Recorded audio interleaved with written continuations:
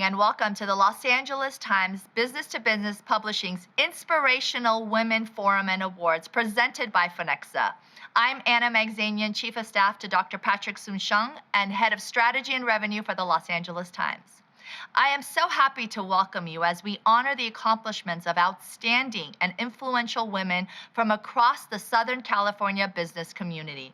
Your dedication to excellence, advocacy of women in the workforce, and mentorship of the next generation of women leaders, all while you face unprecedented challenges related to COVID-19 pandemic, is an inspiration. You are proof of the value of strong, decisive leadership and, above all, hard work. Today, we pay tribute to your vision, resilience, and tenacity. We honor your efforts to diversity in the workforce and commend your unwavering support of young women in business.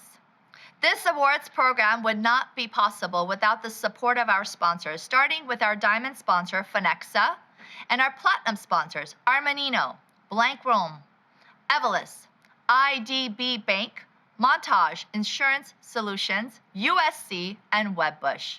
Thanks to each of the organizations for their support.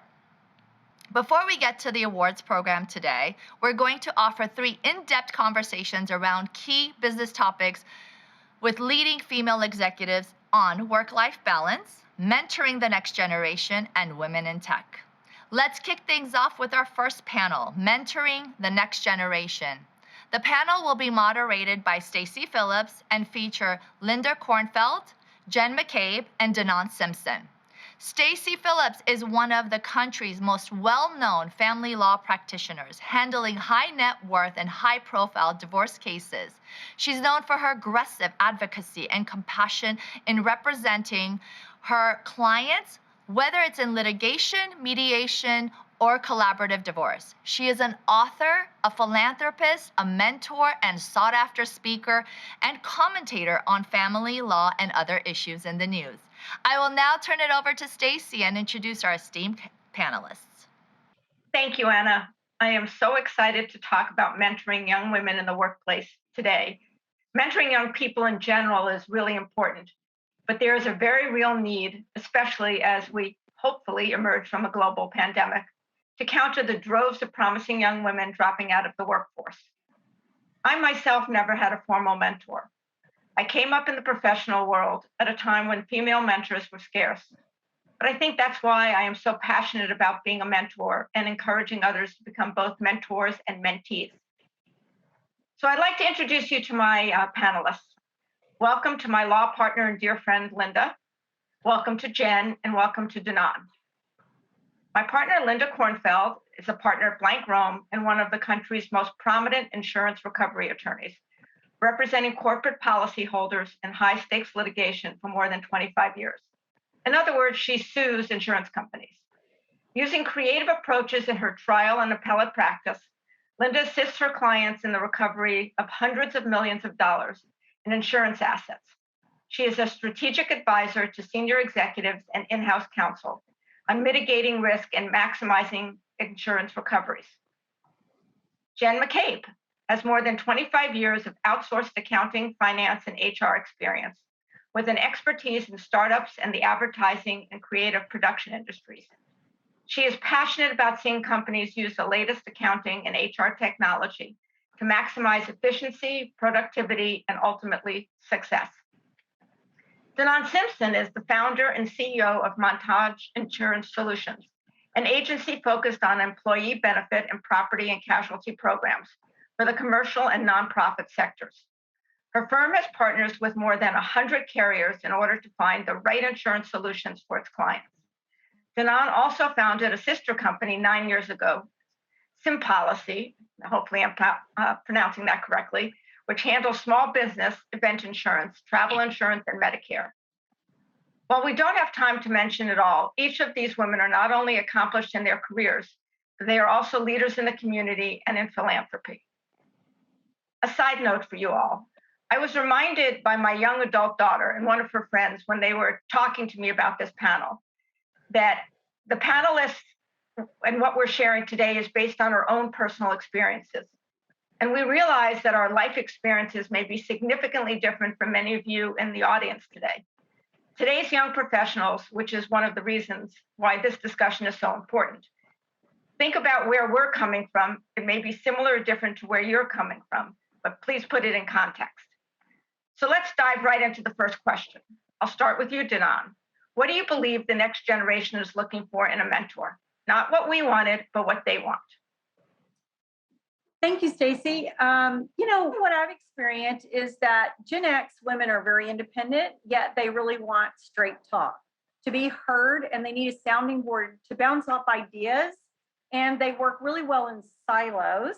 So we need to communicate in person and listen to them and pull them out, meet with them, praise them in person, and no BS. Gen Yers, they're traditional children of baby boomers. And, we expected a lot from our children, and we worked really hard to give them every opportunity that we could to win in life. And if we were stay-at-home moms or business women. And I find that they do ask for advice, including my daughter. And when they do, I need to start with questions to help them or her come in to their own answers. They watched their parents succeed from trying and failing until we succeeded. So they're very strategic and highly educated. I find myself saying, just breathe 10 times to my daughter often, because she is a CEO of her own company, and she has 2 small children and a husband. And I just tell her, just breathe and you can manage it all. So listen, ask great questions. The women in the next generation, they can come up with their own answers. Thanks, Dinan. Great. Linda and then Jen, thoughts to add? The only thing I would add is it's my observation that young women want older mentors who are, have been out in the professional world longer and have seen other things and, have been through, had a lot of experiences in the professional world. They want to make sure that the women that they're speaking with sort of understand who they are and understand their world and what it is they're looking for their future. And so I think when we're thinking about what young women are looking for from their mentors or expecting, I think it's to be heard.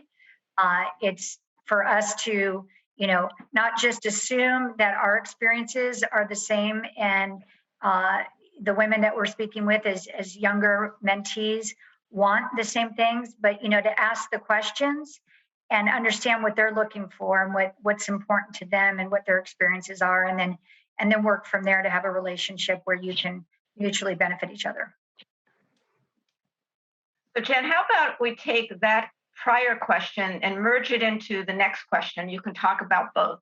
The next question being, what do you think are some differences between the mentor-mentee relationship in the past and today? So go for both of those. Well, I think that leadership is a study and should be treated like continuing education, because as you change your career, you change the people you work with, you change maybe the company that you work at, you need to change your style a lot. And as a mentor or a sponsor, I find that I have to keep studying the workforce, the people that I'm trying to help. So I find that the young people that I talk to now, they have the same questions they've always had. How do I get ahead? Lately, what I'm finding is the question is, why do I want to get ahead? Why do I want to have a great career? And that's a product of the pandemic. I'm having a lot of conversations saying, this is great. I love my life. You'll love your life too if you work and have a career. But the bottom line, when you interview people at our firm and say, who is your best mentor or sponsor and why? The common theme is that it's the person who had compassion for them and understood them and saw potential in them. So when I'm trying to help a person come up, I always try to look for that unlocked potential, help them find it, so that someday when I'm old and retired, they say, that gal, she really believed in me. So I feel like it's my job to look for that potential and believe in someone. And if I believe in them, they believe in themselves. And I don't think that that's changed a lot. I think that's still there. The conversation changes a little bit, but the emotional undertones of this relationship are the same. It's about support. Just love what you just said. Linda, then Danan, just to focus on the question again, what do you think are some of the differences between mentor-mentee relationships now than they were when we were coming up the ranks? Mhm. So, Linda, do you want to take that? And then I'll follow you maybe? You got to unmute Sure. yourself. This time I'm not on mute, although my dog was barking for a bit there. So if that happens again, I just have to apologize up front. How are mentor-mentee relationships different now than they were when I was coming up the ranks? I think that when I was coming up the ranks, it was hard to find a mentor who was able to be her real female self and able to sort of be honest with everyone about what her goals were and what was really actually important to her. I saw a lot of women when I was coming up who were trying to be, men in dresses to prove that they were exactly the same as the men. And so it was hard to find a mentor who truly sort of reflected the things that were important to me and, who I thought I was and what I wanted to be. I think the difference today, you all know where I'm going to go with this, but there's so much more opportunity today for women to lead by, they be who they are, and then show younger women what's available and what the options and opportunities are. So I think the opportunities for younger women to find more senior women who are true mentors it's much greater. In my day coming up the ranks, my mentors were men. There weren't a lot of women who were sort of doing what I was thinking I wanted to do. And a mentor doesn't have to be a woman if you're a woman or a man if you're a man. But I think there are many more opportunities now for younger women to find female mentors who reflect the kinds of things they're interested in doing and the goals that they have. And on your thoughts? Yeah, well, my mother just pushed me in the pool and said swim. So, but she taught me how to sew and cook and take care of my family. And so I'm always grateful for that. And in 1998, I was 13 years old, and that's when women in New York were burning their bras. And then when I was 16, they had in 1971, we were all marching for world hunger. And then we were rebuking the Vietnam War at that time. I went to school half a day. My father lost his job as an aeronautical engineer. And so I went to work half a day as a dental assistant and then Kentucky Fried Chicken at night. My mom worked 3 jobs, etc. My grandmother, she put 3 through college while working on a rice farm when my grandfather died on a tractor incident. My mother's mother owned a car dealership in Shanghai, China, where she was born and my mother was born. So I think times were really harder in the past, and it was hard for us too. And I think the boomers, I'm a boomer, we learned by fire, and I owe it all to my life is all these women before me that I taught by what they did. So I think for younger women, it's the same thing. They're going to look more to and learn more from us by what we do rather than what we say. I like that last line a lot. So, Linda, I'm thinking about this in part from the discussion I had with my daughter and her friend. How can mentors adapt their approach when working with young mentees that may have very different life experiences, values, goals, and definitions of risk? And that ties into what Jen just talked about a few minutes ago. Well, Stacy, it's interesting. I had a conversation this week with, I was doing a presentation actually in front of, 500 people who hadn't been to a live conference in, a year and a half. And I went to a live conference, and I was working with a first-year associate at our law firm who came with me to the conference and was helping me prepare. And, we were talking a lot about her experience and where she is in life and my experience.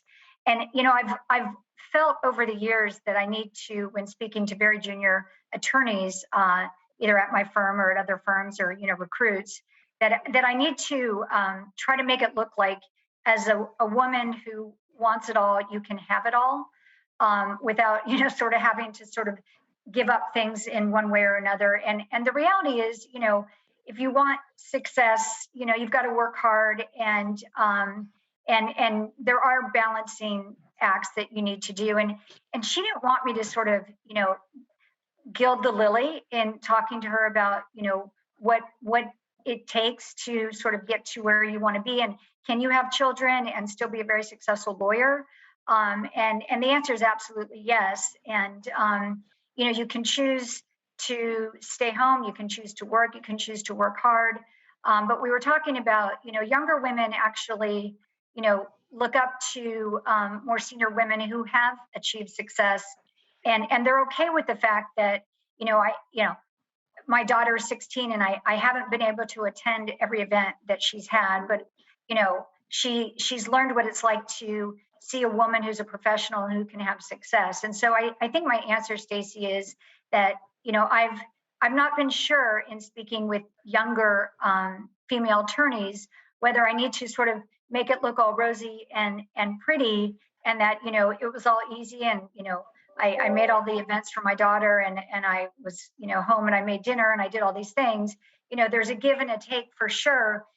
If you want success, and you need to figure out where the give is and where the take is. But I think it all goes to the point of, when you're speaking with younger mentees, at least from my perspective, it's okay to be honest about, the path that you've taken and the path that you're currently on as a more senior woman, and what a path may look like for a more junior woman. And it can look like the path that you've taken, and it can be okay. I think we owe it to the next generations to be honest, and they can try it our way or try it a different way. But knowledge is power, and the more knowledge we give them, the more power we give them. Danan, if the next generation wants to succeed, and this flows right from what we've been talking about, yet not adhere to the corporate culture norms of previous generations, meaning our generation, what can a mentor do that will help this generation and the next thrive? Well, I think a lot of the same advice that I've had over the years really works. I think starting with a mission statement, a personal mission statement, and a professional one is really important. If you're a home CEO or you're in business as an employee or teammate or a CEO of your own company, set your boundaries, praise, and get up under the wings of your leaders and partners in life. Learn from them, gain their trust, and they will promote and care for you all of the days of your life as you will from them. Rebellion is costly. And as my husband, who is a powerful manager at Paramount Studios, he now works at my company, and he proudly states, Danan built this is hers. And I know, of course, ultimately it's ours, but it's 40 years strong, our marriage, and bring your family into your world. My son-in-law works for us. He's the future of the company. My daughter owns her own business, a Tab showroom. And I think that, one of the advices I had, I got my MBA at 52 and at Pepperdine, and that was hard. But one of my cohorts, he was the valedictorian, and he kept complaining that his CEO was not very smart. And I told him to stop fighting with him and thinking that he was smarter, because frankly, he probably was. But get close to your CEO and your leaders, your managers, and appreciate them.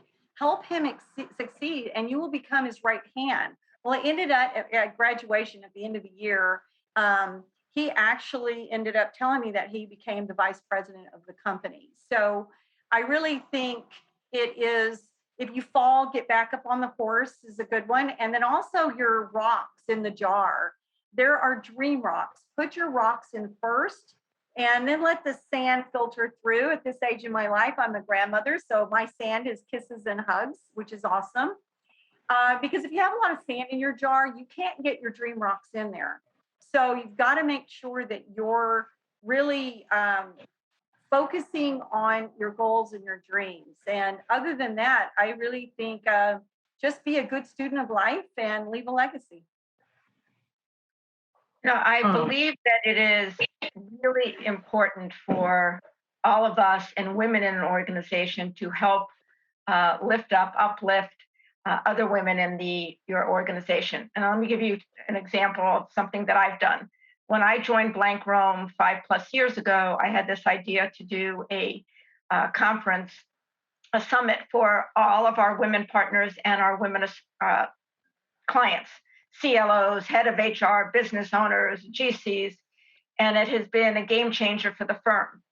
But more than just developing business and bringing in more business, it has built the relationships with the women partners across the firm, and literally across the country. And that has lifted up. I don't think uplift and lift up are quite the same, the women in the firm. So with that in mind, Jen, especially since you are also in the HR part, what have you done? What do you think the rest of us should do to help uplift and lift up women in our organizations? Well, all of us came up a bit of the hard way. I also didn't have a female sponsor. So what we've done here at Armanino that I'm really proud of is we did a survey first, and we have continued to do a survey of the industry and women in the industry and ask them, what's in the way? Why are you going to quit when you decide to get to manager level and have a child and never come back? And so with that survey data, we saw what the obstacles were. We identified them very clearly, and then we started systematically removing them. But we didn't assume we knew what they were, because these young ladies are different than I was. They have different things. They want to do things. They want to break glass just like we did. They're coming up in a little bit of a rebellious way. They're asking for flexible time. They're asking for part-time jobs, things that I would never have been brave enough to ask for, because I was trying to just ask if I could wear pants to work instead of pantyhose. They have different battles to fight. Once we identified what they were, we found that we had to create an executive sponsor program. And what that is not a mentorship, it's a sponsorship. We identified about 25 women in the firm who were up and coming managers, high performers that we didn't want to lose. So it was for them, but it was also for the firm. We don't want to lose them. And so we paired them each up with a powerful executive person in the firm. Of course, the first year they were all men, because we hadn't elevated enough women into powerful positions. So at the time, we paired them up, and I coached the sponsors because they didn't really understand sponsorship versus mentorship. And they developed a relationship with a mover and a shaker in our firm. And we reduced the turnover in that position. And we're starting to develop a better understanding of what these young ladies need in order to stay plugged in, stay engaged, and stay with this firm. And this firm needs them. We need those women. So we continue to do surveys, we continue to get the data, and we continue to assign them to executive sponsors who are in charge of advocacy. They're in charge of getting them in rooms, getting them in meetings, getting them in front of the right people. And we're teaching the gals to ask for that and not be embarrassed to say, hey, I want to get on that calendar invite. I want to be in that meeting. Why am I not included? So we're teaching them to advocate for themselves, and we're teaching sponsors what it means to truly sponsor someone. I have always said that a parent's job is to give their children wings and hope they can fly. The corollary to that is a mentor's job is to teach their mentee not to need them anymore. You may want them, but not need them anymore. But the hardest part of that job is accepting success of your mentee. So Linda, what can a mentee do if their mentor starts to not be so happy with the mentee's success? And how does a mentor, the flip side, know when it is time to step out of their mentee's way? Stacey, that's a really excellent question, and I think it's a really important question. You, when you graduate law school, you're 25 if you've gone all the way through and haven't taken time off, right? So you're 25 and you go into a law firm and you find a mentor, and you at that point in your career, at that point in your life, you have certain goals. You are who you are at that point, and your mentor, a mentor doesn't have to be a mentor for all time. And at different points in your life, you need different things and different mentor-mentee relationship depending on where you are in your life. So, I, as a young attorney, had a mentor, and at some point, My mentor is a very well-known insurance recovery lawyer, and he's has a huge presence. And at some point, it became clear to me that if I was going to have my own success, I learned so much from him, but I was going to have to sort of come out from underneath his wings and spread my own wings. And and it was important for me to know when that moment in time, when it was coming and when it was, because if I'd waited too long and been under those wings for too long, it would have inhibited my ultimate success. So I think if the question is, when is it time to sort of move on, sort of figure out what it is about a mentor relationship that is important and what you need from it, and also when it's the right time to sort of fly and have your own wings, and then I've been working for a long time, but now I look at you, Stacey, and you're a mentor to me, and for different reasons. And we're more, same generation mentor, mentee, or just, colleagues who talk to each other and help each other out. So I think that's important. And then as a mentor, success of your mentee is the greatest thing. It's hard because, when you're raising, and again, I'm a lawyer, so all my examples are lawyers and law firms, but when you're working with a younger attorney and you're developing that attorney, you're developing them to practice as you do. And the more they learn, the more they're valuable to you. You want them to be successful. They're helping your practice. At some point, they're starting to have their own practice and in their own success. And it's you're sort of conflicted because you're missing their talent and the great work they do on your cases, but it's wonderful that they're going out and establishing themselves. So as a mentor, the greatest thing, as a parent, and as what you said, Stacey, right? Parent, mentor, someone who's interested in helping someone who's more junior to them, is when they're in a place of having their own success, and then being strong enough and secure enough to sort of step back, right? And develop new relationships and bring up new people and let those you've worked with move on. And now I've got other people who I've raised in the firm who have their own practices and are, successful partners and helping the firm thrive. And I'm excited for them. Well, I can tell Really everybody. important. Yeah, I'm sorry. I got unlucky. And early in my career, I had a guy who was a great mentor to me. And if people are listening to this, I want them to identify great mentors and know when they become bad mentors. He really helped me, and everything you just said was so great. There was a point, though, where he became, I don't know whether it was jealous of my success or not, and he didn't want me to advance anymore. And that's the thing that we don't often talk about in these panels, but you do have to look for it, because what you just said, Linda, is that you became a competitor inside the firm or something. And so you do have to be very careful in selecting your mentor and knowing when it's not the right relationship anymore. And I wasn't very good at that. I didn't see it coming. And it ended up meaning that I had to go to a different ad agency. I had to work somewhere else. And that was the purpose of the question. And that jealousy can manifest itself in many very difficult ways, which we don't have time to talk about today, but we all know what those are. And I can tell you for Linda, she got the timing right, because not only is she flying, she's soaring. And that's what we want for our mentees, which is a tie into the last question, because we don't have a lot of time.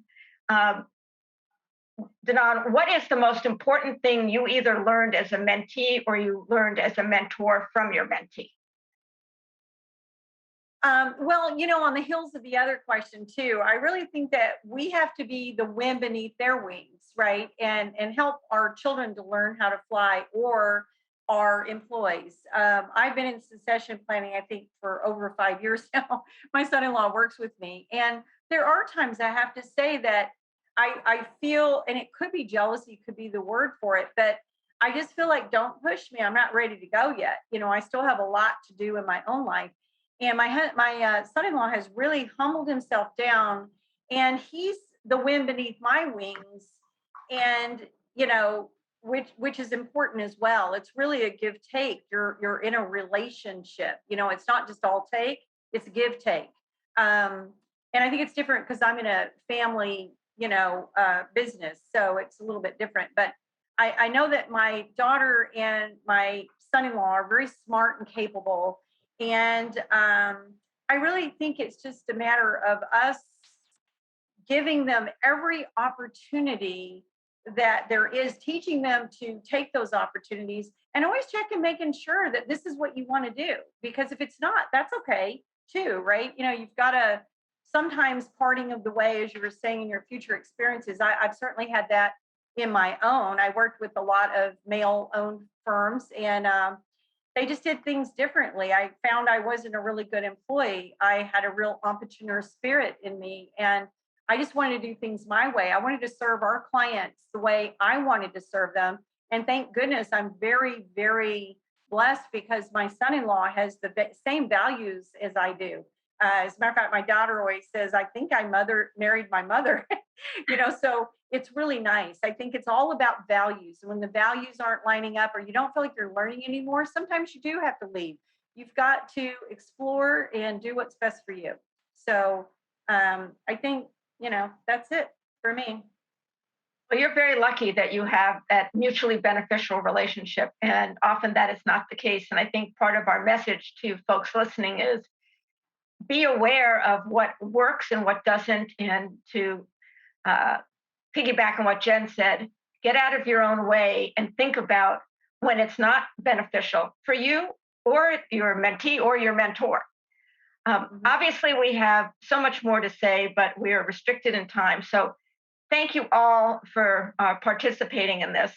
And I encourage each one of you listening, and I know my co-panelists encourage you as well, to seek to be a mentor, to seek to be a mentee. It would be nice even at my age to have mentors, because we're always learning. We always want to grow. And this may sound shocking. You can have a mentor who is younger than you are. Linda talked about our relationship. We're peers, but we rely on each other for different things. We learn from each other. We mentor each other in different ways. And that can be women to women or women to men, men to women. Keep an open mind, but grab onto it because it'll help you in your future.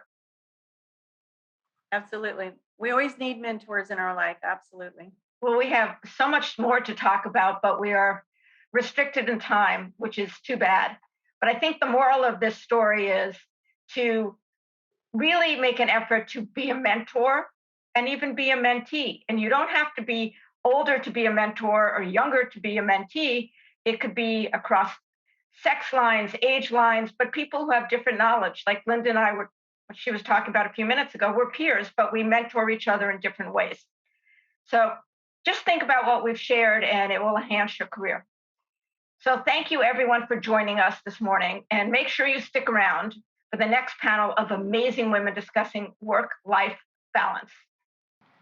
Thank you all. Jumping right into our second panel, we have a conversation all very familiar to women, work-life balance. Please allow me to introduce our panelists. Keon Kim, Kirsten Francis, Crystal Meilenberg, and our moderator, Kalika Yap. Kalika Yap is a serial entrepreneur, inventor, author, and podcaster. Her businesses include the award-winning brand agency Citrus Studios, LuxLink, The Waxing Company, The Tangerine Company, and Orange and Bergamot. And she is the host of the entrepreneurs organization Wonder Podcast. Her goal is to help 1 million women entrepreneurs make $1 million in revenue and create 1 million jobs. Wow, Kalika, welcome. Thank you, Anna, for your generous introduction. You're such an inspiration to all of us. Please allow me to introduce our panelists today. Keon Kim is Executive Vice President and Regional Manager for California at IDB Bank, a New York-based private and commercial bank. As Regional Manager for California, Keon oversees IDB's full-service branches in downtown LA and Beverly Hills. Keon leads middle market business banking, commercial real estate, and private banking for IDB. Keon focuses on bringing new, innovative products and customized solutions to the local marketplace. She and her husband have 2 kids, 17 and 13.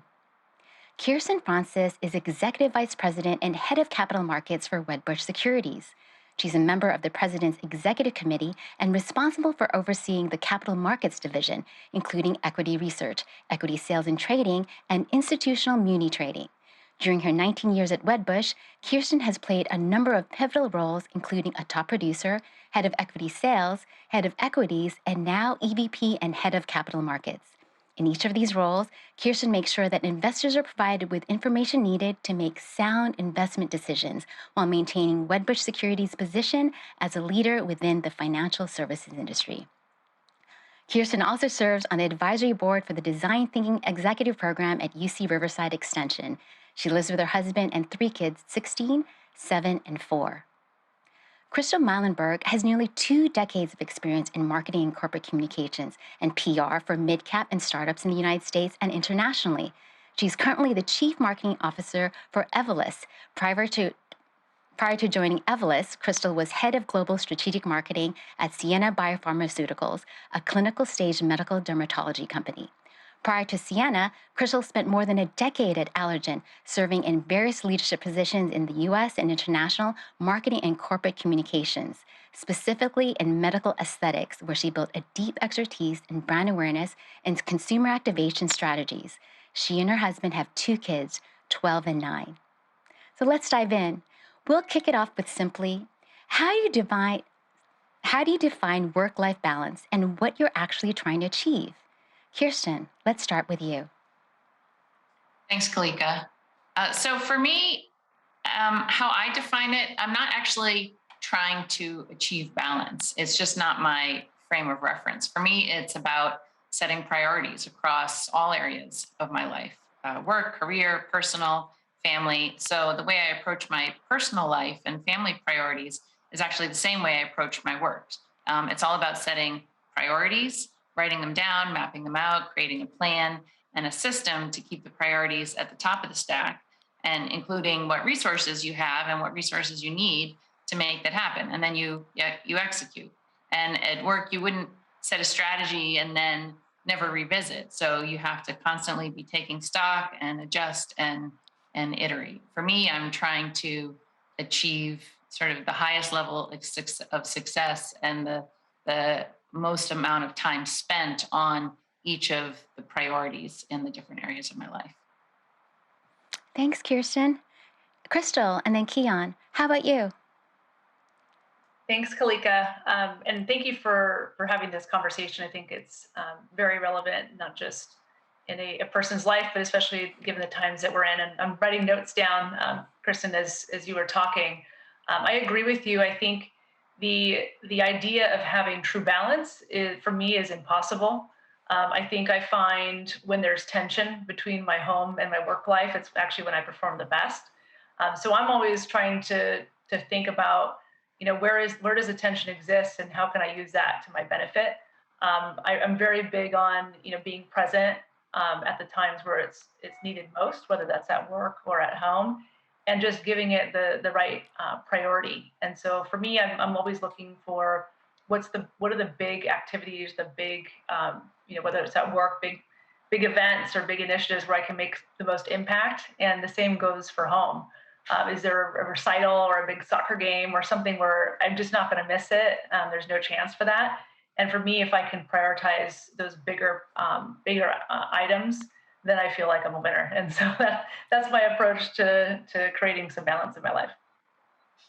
Wonderful. How about you, Keon? And yes, I want to first say thank you, Kalika, for moderating, and Kirsten and Crystal.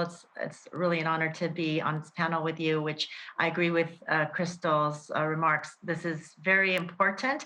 I think a lot of us don't focus enough on, the work-life balance as a topic matter in our everyday busy lives. But at the same time, there has to be some kind of balance in our lives in order for us to have a sustainable career and a successful career, as well as home life. And for me, the way that I define the balance is really the ability to put your time and prioritize, as both of Kirsten and Crystal have said, but at the same time, it's a perception that you have to create in your own head. I mean, a lot of people are talking more about mental health and awareness, and I do think that this is something that we all have to focus on and assess in our own lives. And all of us are different, but as we carry out our careers, we all want to be the best at what we do, both at home and as well as in our careers. But it's also about knowing where our time is, where we have to spend our time. We can't do it all. And just, I want to reiterate, the priorities are definitely something that is very important. But then also, I think where we tend to have, I think there's a stigma of what women are supposed to do at home or even at work. I think we need to kind of start breaking down those boundaries and really understanding where it is that we can make the most impact in both our careers and our personal lives. And where we can't, leveraging the networks that we have around us to be able to spend the time where it's most necessary and where we can get the most fulfillment. I love all your answers. I also personally believe that energy, not time, is really the tactic for high performance. So I'm glad that you guys were able to appreciate that. And also, Kian, too, you said that you had run a marathon, didn't you, just recently in Boston? So you definitely must be doing something right to be able to run a marathon, handle a family, and also your work as well. So next, I'd like to ask how you think work-life balance has changed over time since you joined the workforce. And secondly, how COVID has impacted that in this last year. Crystal, let's start with you. Wow. As I'm going to give my answer, I'm hearing my son in the background, so he may pop in. I always tell them if they come in, they need to introduce themselves. That helps. It's a tactic I've started with. I think, I was thinking about this question when I first started in the workforce. There was no balance. It was just me trying to achieve. And so I put 100%. I was always wanted to be the first person in the office. I was okay with opening the front door, having my coffee and getting work done. And so there's no balance. It was just, putting in the time that I felt I needed to get to where I wanted to go. I think over time, both having children as well as taking responsibility for teams, you just can't do that. It's a bad precedent to send to others, number one. And two, you just can't because there's too much on your plate. And I just, really think the main point is be there when it matters. I think that's come up as a theme, both at work as well as in my life. With COVID, there's no balance in my view. I'm getting better at it. I think I'm one of the only female leaders at the company. And so when we'd have leadership team meetings, my son, who was doing homeschool, my daughter was in a room, my son was next to me, and constantly on leadership team calls, my son would be asking me a question about math. And I'm like, hold on 1 second. And then I'd come over here and help him out. And that's just what it is. And I actually think setting that example at the top to help others in the organization know that it's okay and that we're just trying to do our best. And if you need to do what you got to do, take yourself off Zoom and go take care of it, because you're going to be a better employee when you have your home life handled.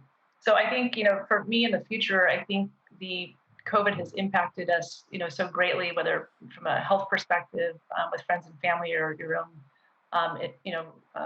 family members, but also just in what we expect from ourselves and from our employers. And, I think the best change that I've seen is people feeling more ownership and control of their lives and not saying no, but saying yes to something in different ways. Like, I'll get to that soon. That's on my list. I'll get to that next, because we just know it's piled on with home and work responsibilities. Thank you so much. Kian? So I think for me, when I started my career, and I'll kind of take it back to what were my responsibilities at the time when I'm just entering, the workforce. Yes, I did work hard, but definitely wasn't the level of responsibilities that I face now. So I think it was much easier at the time, just entering the workforce, to manage your work and life balance without really putting much thought into it. But what I would actually share is I wish I did put more discipline into that when I first starting out, because quickly you come to realize that it gets out of whack pretty quickly if you don't have a discipline. And family life is something that's very important, but also for yourself, in spending the time where you can find a place to refresh, a place to just really, reset. And, Kalika, you just mentioned that, running recently has really become that space for me. And, it actually, if I do it in the morning, I make sure I'm up before everybody else is up, and that's when I get my run in. But starting my day that way actually gives me much more capacity, I think, in the way that I'm able to approach my day. And so it's things like that, whatever it is for yourself, to be able to incorporate that. And I do think that over time, employers have become much more aware of that the best employees will perform at their highest levels by establishing a genuine work-life balance. And as a leader in our organization, I really do promote that with all my levels of management and leaders that I have, to be able to have those conversations with their subordinates and their employees, and even amongst peers. This is something that I share openly, and I really encourage others to do the same. In COVID, I think it really did become harder in a lot of ways. I joke about it with my friends that, I got to stay home and, wear pajamas on the bottom half, and, really not have to think about getting dressed and coming to work.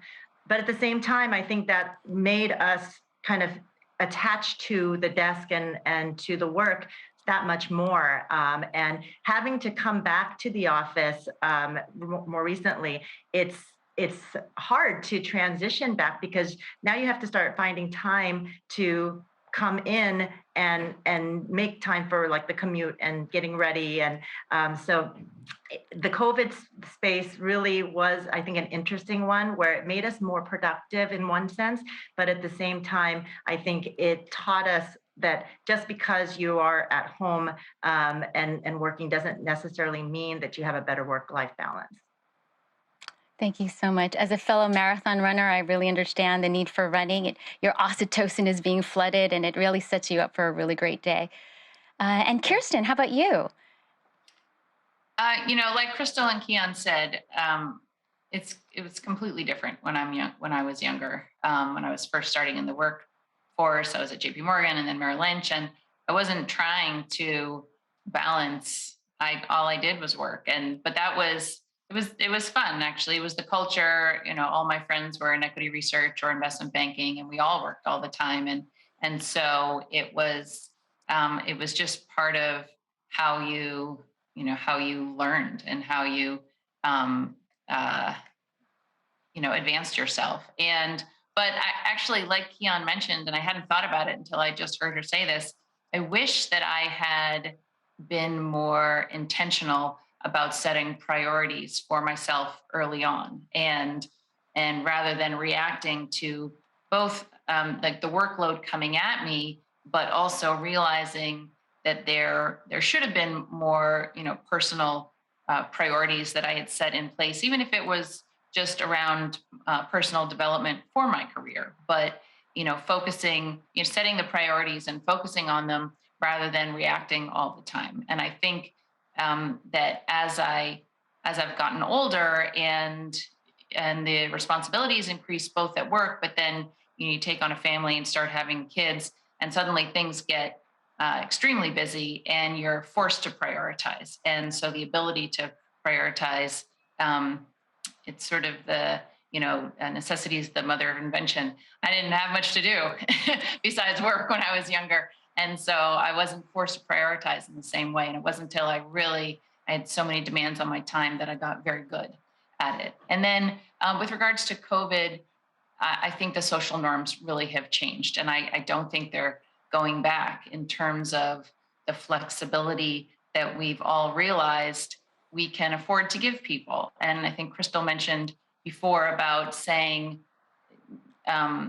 I will get to that in a little bit. And if it's not, obviously, when there's emergencies or things that need to happen right now, your job is to get that done. But the whole concept of asynchronous work, both in school and in the workplace, was not, at least in my line of work, was not socially acceptable before COVID. And now that we've seen the ability of the workforce to manage, and with an adjustment period, I think we all went through a bit of a crazy adjustment period, that having that flexibility around the cadence of when exactly you can do your work, it has allowed for great flexibility. And I just don't think we're going back. And speaking how it's changed over time, especially during COVID, how do you think your childhood and culture have shaped the way you manage work-life balance today? How about you? Let's start with you, Keon. So I grew up as a Korean American, was born here in America, but my family were first generation immigrants. And starting with my grandmother, who immigrated in 1970. She's my role model, and I can say many things in how I look at work-life balance, and just even my what I do in my own life is, based off of what I saw in her. She came with nobody with her, as just by herself, leaving 6 kids and a husband back in Korea, lived for 2 years in the United States by herself, just to get everything prepared and bring the family over. And if anybody knows a little bit about the Korean culture, that's pretty much unheard of for a woman, and especially in that time, to be able to do that. And so when I was born and we actually had the benefit of living with my grandparents, I would hear a lot of the stories, and I would see it in her, because she not only brought over the whole family through immigration, but she was a pioneer woman, and continued to do many just amazing things throughout her life. And looking at that, of all the accomplishments that she has, but at the same time being the backbone of the family, from just a emotional and just spiritual, and just a motherly figure, was really helped me understand that, as a woman in my own career, I can strive for what I want to do, and at the same time be there for my family. And I think it goes back again to the prioritization of how you spend your time, where you spend your energy, and where you can just leverage off of your own networks. And I was fortunate enough to have that ability, but I think just even when I talk to my friends and my own family, I think there's ways that we can come together and support one another in that way. And I think for myself, my childhood and culture pointed to that, of being a strong support and a mentor, just beyond yourself and even your own family, but reaching out into the community and those that are around you to be able to do so.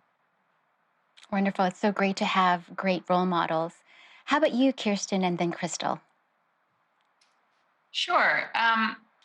In my childhood, my parents were incredibly supportive. We were a big singing and dancing family, so there was a lot of concerts and recitals, and they always showed up to support me. And I think that shaped my view of what it means to show up for your family, and how I want to show up for my family. And so having that example, it helps make it very clear for me of what my personal priorities are in terms of supporting my own kids and being able to spend time with them. And Keon just mentioned being able to lean on your family as being important as well. I've gone through times at work where I've announced to my whole family, you're not going to see me for a while, and so I need everyone to step it up and take on various roles, and including my extended family and both my parents and my husband, and letting them know, like, this is where I need you to show up for me. And it's not forever, but this is the priority for right now. And so being able to really operate as a unit and understand everyone else's needs, and then be able to request resources when you have your needs. That's been, I think it's been something that has been natural for me and has helped as I've needed to prioritize.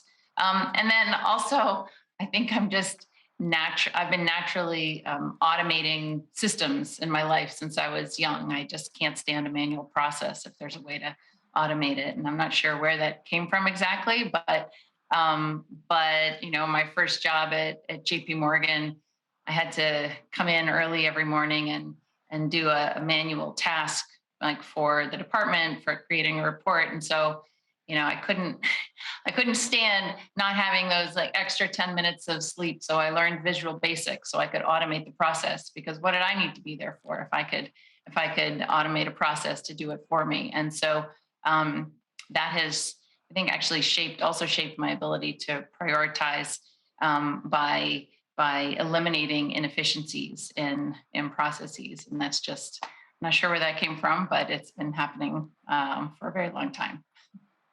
Oh, that's wonderful. I love automation too. Crystal, how about you? How has childhood and culture shaped the way you manage work-life and balance today? Yeah, it's a really provocative question. Similar to some of the panelists here, I actually grew up, I think, more in a traditional setup. In the 80s, my father worked, my mom stayed home and took care of all the domestic responsibilities. And most of my Mexican and Italian family members did exactly the same thing. So as a youngster, I was in the kitchen watching the grandmothers and the aunts and the sisters clean up. I mean, very, very traditional, as traditional as you can get. And I think thinking about my career, my parents, I think, are probably surprised that I excelled in my career. And I think it's kind of odd for me to be at the level that I'm at. For me, I think I grew up in that situation, and it very much was the opposite of what I wanted for my life, just because I saw it so entrenched and ingrained. And I wanted to have financial security and personal responsibility for my future. And it wasn't about children at that point. It was just for myself, to be able to take care of myself and to be able to afford what I wanted to afford and make my own choices, which I didn't see as a young person. So, I think the reason I've been, I think, successful in my professional career is because I really try to maintain a shared and balanced approach with my husband. And we do share responsibilities. He's been a police officer for his whole career, and that affords him flexibility in his career, which affords me flexibility in mine. And for roughly 3 or 4 years, I was traveling all over the world for my role, and he was a primary caretaker while I was out. And so I think his stepping up was a way of supporting our future and our life and our children. And just the same way as we kind of balance our domestic responsibilities. So I think for me, it's very much about sharing the wealth and sharing the love and sharing the responsibilities at home. And if you can find that and balance it and set the expectations, it very much helps you to cultivate your own career. But that's what I found, at least. Well, thank you all. It's almost time to wrap up, but I would like to end with one final question. What tips can you share about work-life balance? Let's start with you again, Crystal. Well, I think I hit the big one, which is accountability partners, because you can't have balance if you're just asking yourself if you're balanced, because sometimes you don't have a good view of reality. So for me, like especially during the pandemic, I had a couple of really close friends that I said, look, here's where I'm struggling. I can't fit it all in. And they shared conversely with me where they were struggling. And we figured out a system like, okay, this is what I'm going to do to help you. Can you help me here? And we agreed. And that took some weight off. I think the other part, especially during COVID, is the balance comes from honing in on what you love. And there's certain part of our jobs that we don't love. There's certain part of our domestic responsibilities that we don't love. And so for me, I really, where most of my friends were saying, if I cook another meal, I'm going to lose it. And I was like, I love cooking. So, I love preparing for the cook. I love sourcing the ingredients. For me, that's a big passion point. And so I would constantly be making extra stuff. And who wants chili? Who wants soup? Who wants this? And they would do the same. Like they wanted to do crafts and art with the kids. That's not at all something I'm interested in doing. So I'm like, what time is the art and craft show happening? Can I send my kids over on their bikes? So I think finding accountability partners, but also people who can share the responsibility with you, really helps maintain some balance. I think the last part for me is, especially during the last year and a half or 2 years, is just being okay with not being able to control every single detail or not being in the know. I'm really big on having awareness of my surroundings and what's happening in my life and the social calendar, and also at work, the details that that the team's working on or whatnot. But for me, it just trying to get out of the weeds, both at home and at work. That's another way to maintain balance, because the more that you're in and feel a sense of having to control all the details, it just starts to spiral. So that's something I've definitely taken away, is what are the things that really matter, where my either support or my contribution really matters. And if it doesn't matter, it's something I'm going to remove myself from, and I'm going to tell people that I'm going to, so that they have also that flexibility to make decisions, or they just know that I'm not going to show up for that. That's wonderful. I could talk a little bit more about that, but I know that we're running out of time. So any tips from you, Kirsten? Sure. And it's so interesting listening to the other panelists. I have so much to say, and so like I'm in agreement on all of your points, and but they occur to me a little bit differently. So it's so interesting. But yeah, you got to set the priorities. I would say, as a tip, never manually do something you can automate. You have to outsource. Outsourcing is critical. It's the same reason that delegating at work is critical. When you run a big team, you would never try to perform all of the roles yourself. Crystal's talking about cooking versus arts and crafts. It's the same at home.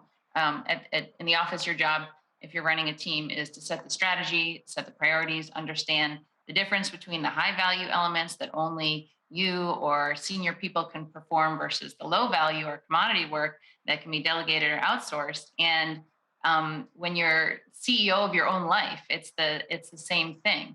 You have to manage your life, your family, your household, just like you would your business, by setting the priorities, coming up with a plan, and then looking around and seeing what are the resources you have access to. And sometimes they're not as obvious, and you got to call in on your friends and family for help, and then you execute. I would say a major difference, though, is that at home, the priorities may change more. For me, one day, carpooling might be a commodity activity that can be outsourced and just needs to get done.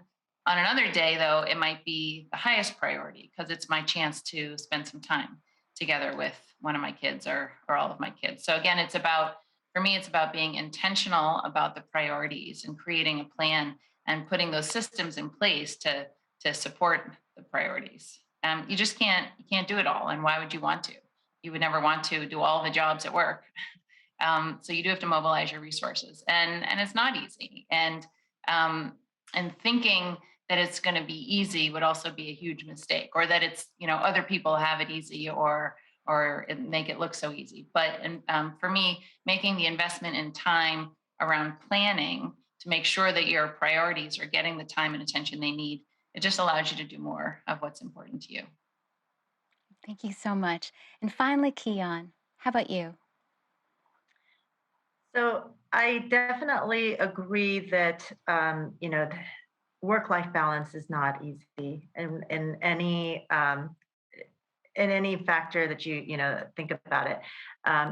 But that's where I think we have to also understand that, as I think Crystal said it first, we can't do it all, and it's okay. And we need to just figure out what those things are that help us to propel forward in all of those aspects of our lives. But one thing I'll add to that is that integrating your various aspects of your life actually turn out to be something that's helpful to do that sometimes too. So, for example, at work, to speak more about what's going on in each of your home lives, seeing where the connections are. I think it brings joy for all of us and more connection in having those conversations, both from an employer and employee's perspective, to have more awareness and make some changes that can be done together in order to improve those things.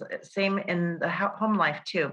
Um, there's specific things that you need to do at home, but also incorporating and the conversation about what's going on at work and having that open dialogue. I think helps build the level of understanding in all of your relationships across the board.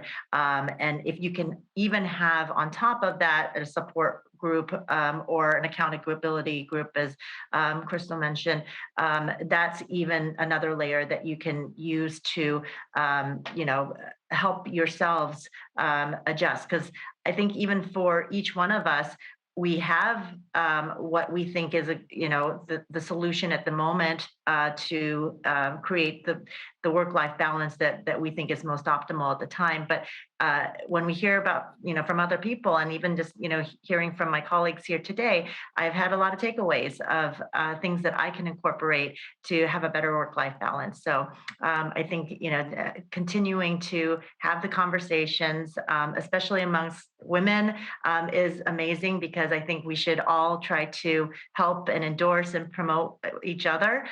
Sometimes it's not easy to find the people that you can relate to, but I just encourage us to continue to press forward, and hopefully we can do some of that with balance in our lives. Thank you so much for this valuable conversation about the importance of work-life balance. Today, we learned about automation, accountability partners, support from life partners and our home tribe, outsourcing, focusing on priorities, being intentional in planning, harnessing your energy with good habits like running or marathon level running. And I'm so thrilled that you were able to share your wisdom with all of our colleagues who are listening, and especially all the women in the workplace. Thanks everyone for joining us this morning, and make sure you stick around for the next panel of amazing women in tech. Thank you, everyone. And our final panel today is Women in Tech, featuring Lilith Davitian, Abia Wynn, and moderated by Tracy Holland. This panel will be discussing the importance of female diversity in all tech fields and what more can be done to ensure that women and young girls are encouraged to go into the STEM workforce, and the importance of role models, and more. Please allow me to introduce our moderator, Tracy Holland, a leading innovator in the beauty and wellness industry. As a co-founder and executive chairman of Hatch Beauty Brand, she has built an international reputation as a curator of successful brands with a focus on brand development for retailers worldwide. Tracy is the founder of Potential to Powerhouse, supporting female entrepreneurs on their path to becoming superstars with ease and through meaningful connections. Welcome, Tracy. Thank you, Anna. Please allow me to introduce our panelists. Lilith Davtian is Finexa's CEO and CFO, who shapes the all-in-one marketing platform for calls, leads, clicks, and email, all while overseeing the company's business development, strategic growth, client relationships, operational transformation, and financial health. Davtian is a member of the Forbes Finance Council and Chief, which is a private network designed for women leaders. Avia Wynn, who's also with us today, has built a profitable partnership for investors and entrepreneurs from around the world. Avia is a fund manager at True Capital, a global wealth management firm that specializes in guiding diverse clients across sports, entertainment, and entrepreneurship to financial security and generational wealth. Notably, Avia is spearheading True Culture, which is the firm's first fund dedicated to Black founders and fund managers. Her goal is to strategically add value and help founders close their rounds, as well as raise subsequent rounds, which notoriously can be challenging for founders of color. So welcome. So we're going to be talking about women in tech. Welcome to both of you. Let's kick off our panel today by starting with a straightforward discussion. I'm interested to hear from either one of you, and maybe Lilith, you start. How do you think technology has shaped your industry? Thank you, Tracy. I think the most important aspect of technology and how it has shaped the industry is just allowing people to be closer and more connected with the products that they're looking for, and be connected in a way where it's efficient, especially considering how busy life has gotten, how hectic it can get. So think of the simple e-commerce, right? The initial thought of shopping is you go to the store, you spend your time, you spend gas money, and you shop for the products that you want, which is great. It's an experience. And then there's the e-commerce world where you go and you add things to your cart, and then you check out, and then all of that is done. But even within that e-commerce technology world, there's a lot of enhancements that can be done with additional technology, right? So for example, by the time that shopping is done, what have you done to receive your product? And then in our specific industry, we're a lead generation platform. What that means is clients are not buying for actual products, they're buying for services. And so the services may not get to them on time. So for example, in the insurance space, if you're applying for a cheaper insurance, you are filling out your information. Do you actually have 2 days to wait for somebody to call you and offer you cheaper insurance? Or do you get that call within a minute of your application? So what we have done in technology, and what a lot of companies do, is make that product that the consumer is looking for, or that service, much more accessible, convenient, and in terms of data, obviously also more protected. Great. Thank you so much. Avia, what would you say in tech has shaped your industry specifically? Well, for starters, without technology, I might not have a job. Innovation and technology fuels the landscape for investors. And as these companies who have successfully raised VC dollars continue to grow and have exit opportunities, the founding teams and early employees are able to, one, become investors themselves, or two, start innovative companies that build the ecosystem. So, I mean, back to what I said, I wouldn't be here if it weren't for technology and all of the innovation that is a part of the industry. I agree.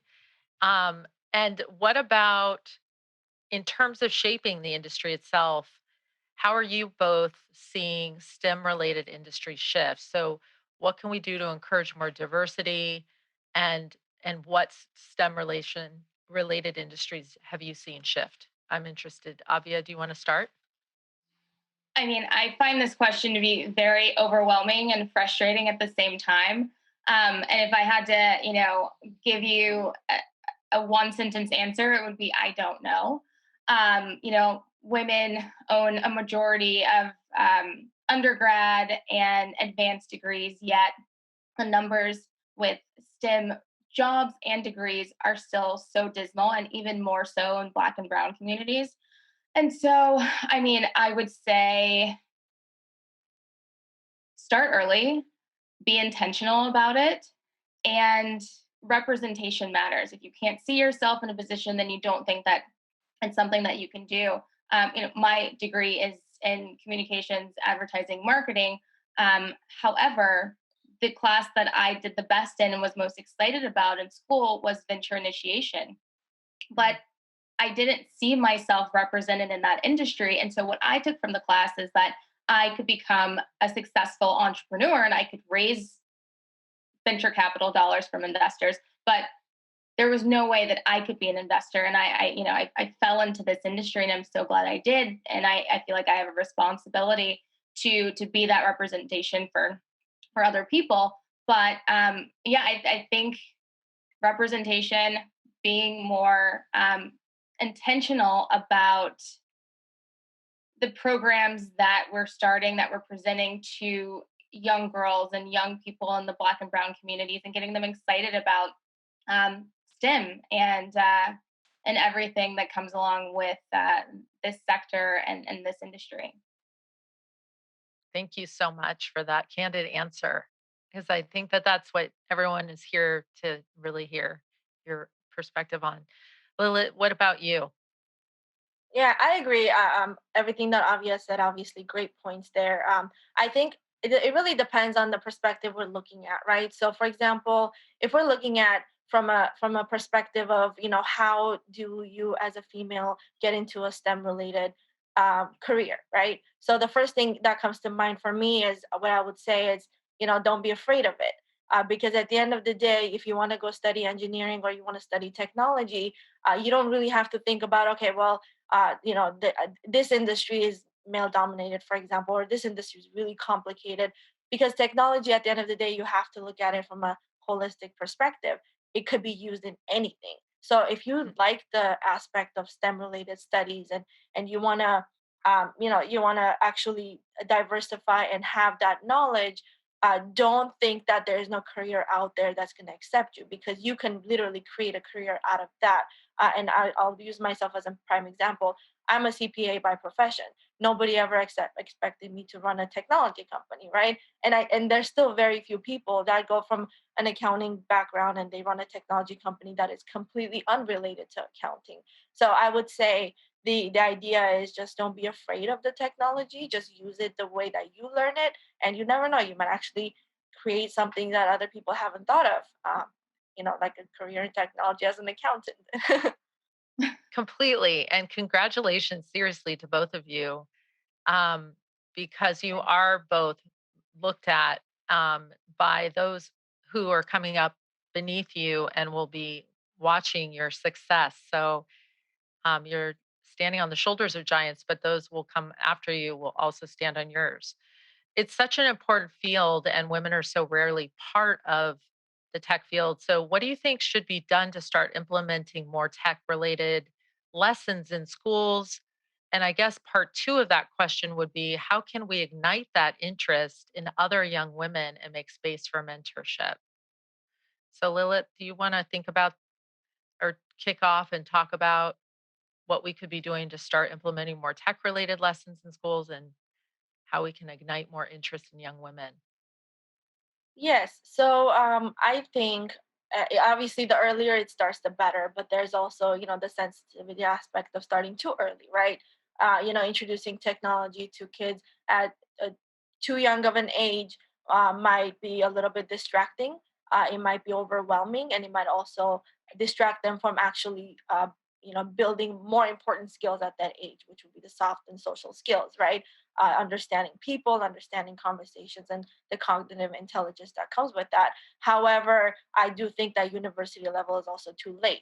So so maybe, somewhere in the middle there, we need to figure out exactly how to introduce technology to younger children, and how to do it in a way where it's not overwhelming and they can take the step-by-step process of learning it and building some kind of a some sort of a liking towards it, without the idea that you learn technology if you want to be in a career in technology. No, you should learn technology regardless if you want to have a career in technology or not.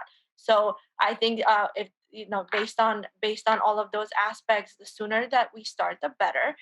But it's got to be strategically planned. One of my best classes that I took when I was an undergrad was a system science class, and I actually learned how to do simple coding. We built our own website with our picture and our profile. It's like what used to be like MySpace, where you can actually do some coding and change your background. It was exciting. It was amazing. I never thought I would become in technology from that, but I will never forget that class because it was extremely insightful for me. So I would say that schools really need to get together and have these programs implemented really early, and then just enhanced as we go into the school system. Mm. Avia, do you have some thoughts on this? I do. And I wholeheartedly agree with Lilith, but I also think that asking our school system and education system to, make space for these programs is, the cynic in me says that it's a waste of time and breath. And so I think that there are so many programs, and ones that come to mind are Girls Who Code, Girls in Tech, Black Girls Code. I think it's going to take people like the three of us on this panel to build out these programs, fund these programs, and create access for younger women and young girls to be a part of them. And so I personally would push and be a huge proponent of that more so than trying to get our school systems to do the right thing. Completely agree. And as a mom of a 12-year-old daughter, we talk about this a lot. So I can appreciate that. So I'm curious, Abia, I'm going to let you think about this and speak to this first. If you were to think about in your own personal life the importance of networking and whether or not you think professionally it has benefited you, and are women, is it important for women who are established already in their careers to be networking, or is there a point in which you should start networking to be in the tech field? What are your thoughts about it? I would say that networking is everything. I mean, it's so cliche, but your network really is your net worth. And I have gotten as far as I've gotten in my career and in life because of my network. And I wish I'd started sooner. I've, built out a really impressive and wonderful network filled with incredible people. But I didn't take advantage of that sooner. My dad always told me to party with a purpose, and now I really understand what he meant by that. But I think that a lot of people, especially in Los Angeles, they tend to be a little transactional, and I push back against that. I prefer to build relationships with people, get to know them, build trust before activating my network and activating those relationships and asking for something. And so I think if you start earlier, you're able to build out relationships. And so when you might need a favor from someone, or you might need for someone to come in and be a part of something that you're doing or introduce you to an investor, it's not transactional. You actually have a relationship with that person. I love, can I borrow the party with a purpose? That is good. Absolutely. That is so good. You're so right. Lilith, do you have some thoughts on networking? Has it helped your career? Do you think it's important for women, and at what point should they start networking? Yes, I think I definitely wouldn't have had a career like this if it wasn't for networking. I do have my primary thought on networking is you have to network with a purpose, and that purpose doesn't have to be that we do business tomorrow. It could be that, hey, I'm building this really good relationship. I may or may not use it in business, but the worst that can possibly happen is you meet somebody with a different mindset, and then you build that network, and maybe even 5 years down the road, this person comes to mind when a topic comes up, or this person introduces you to somebody else that could have an immediate effect personally or business wise, and you build that relationship that way.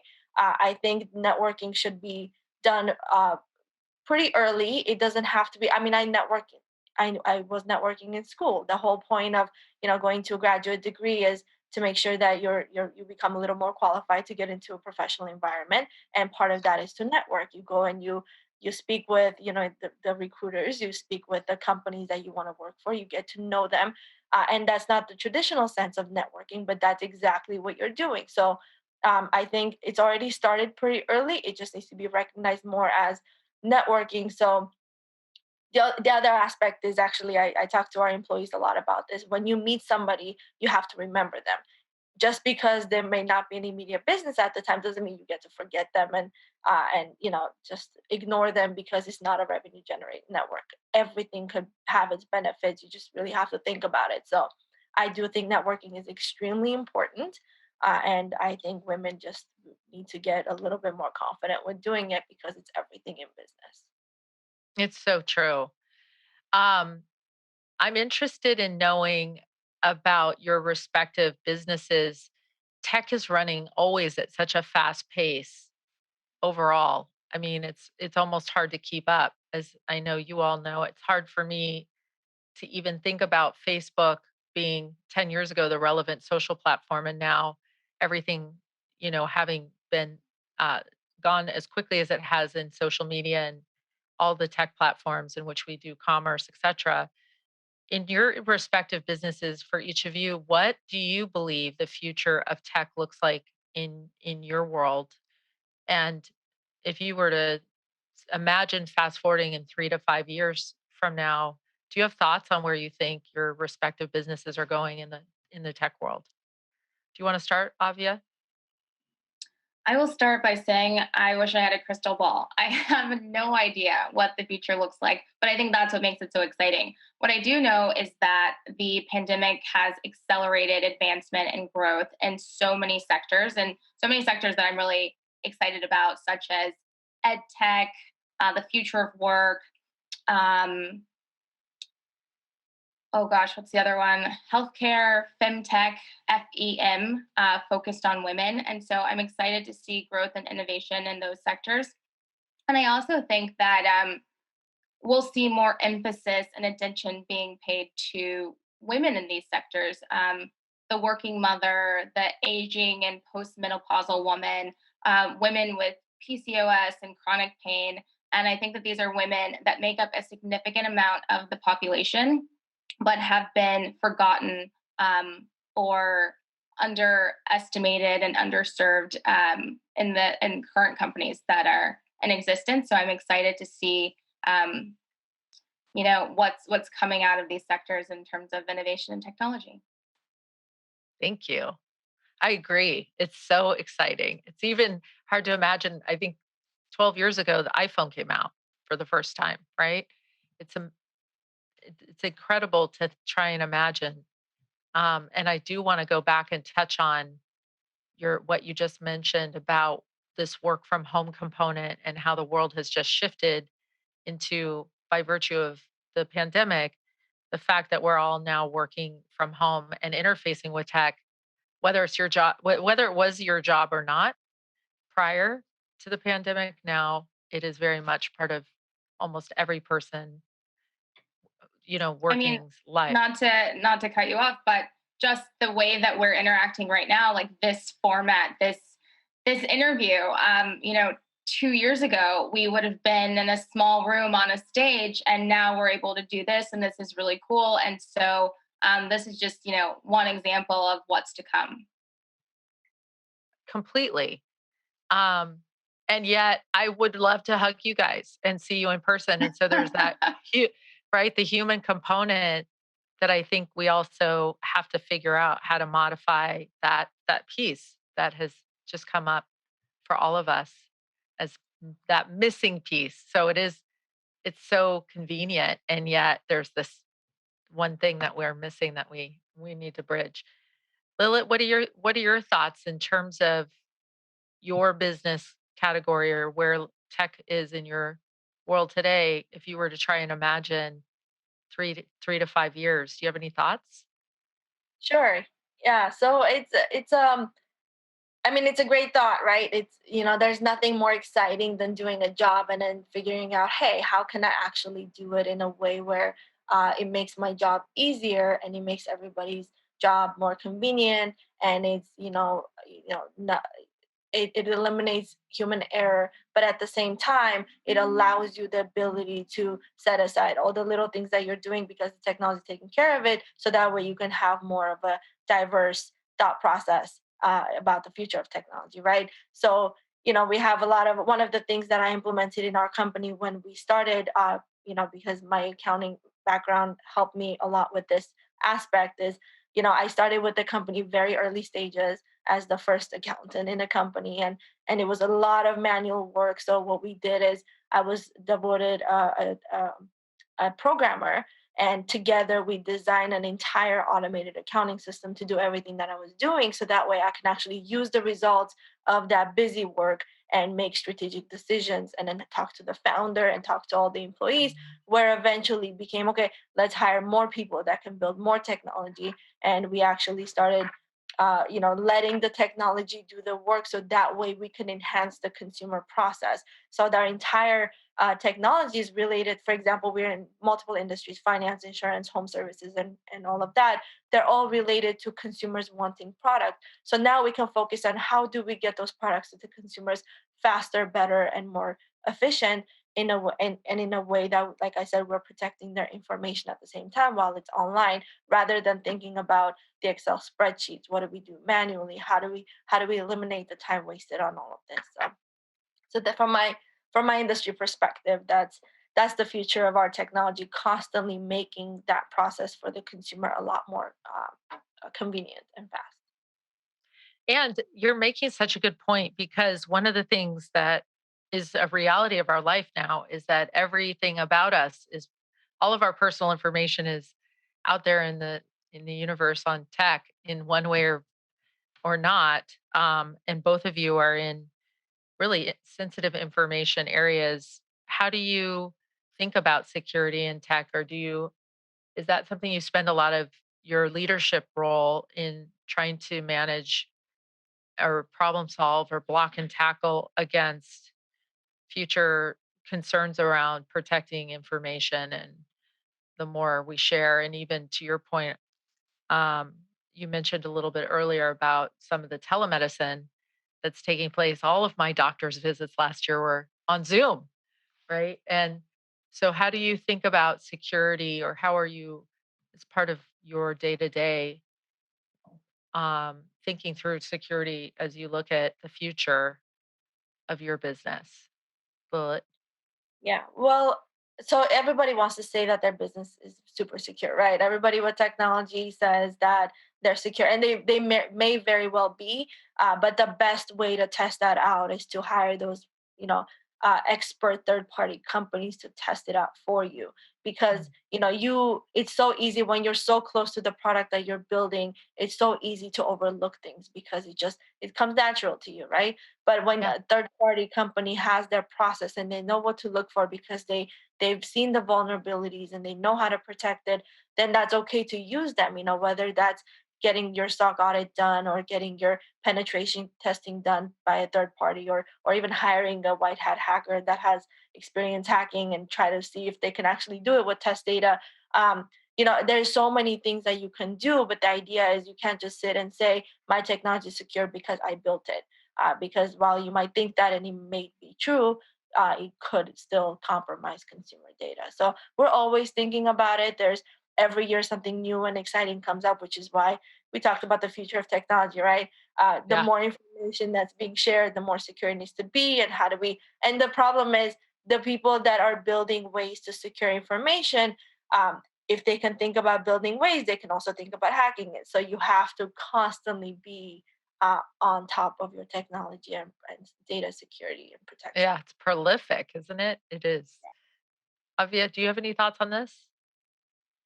It's definitely not something that I think about every day. While I do look at and am excited about cybersecurity companies, um, it's not a worry that I have daily in my professional life.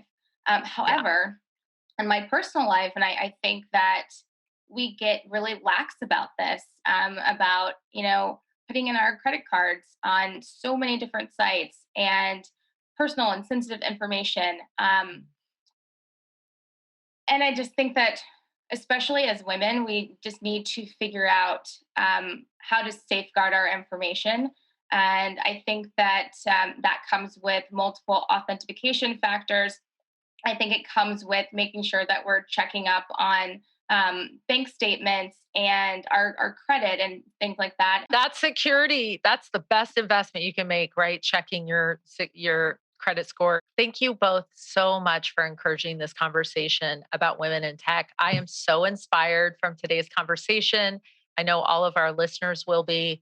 It's important to talk about this for us to continue to mentor and raise future generations of women who are coming up behind us. We want representation in tech. We want representation in gender and diversity and minorities. And we really appreciate you taking time to have this important conversation. I'm going to hand this back over to Anna Magzanian to close out our panel portion of today's conversation and this incredible event from the Los Angeles Times. Anna? Thank you all for tuning in today, and thank you to our wonderful panelists for being part of such an important conversation. We're going to take a little break, and we will be back in a bit for our awards ceremony, so make sure you come back and tune in for that. In the meantime, we will play a slideshow of all of our outstanding nominees. Thank you all again, and see you this afternoon.